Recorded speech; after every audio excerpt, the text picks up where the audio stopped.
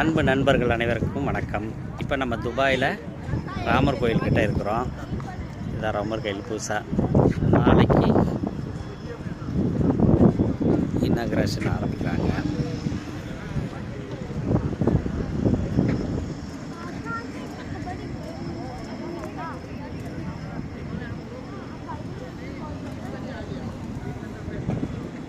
அதற்கான வேலைகள் நடந்துக்கிட்டு இருக்கு.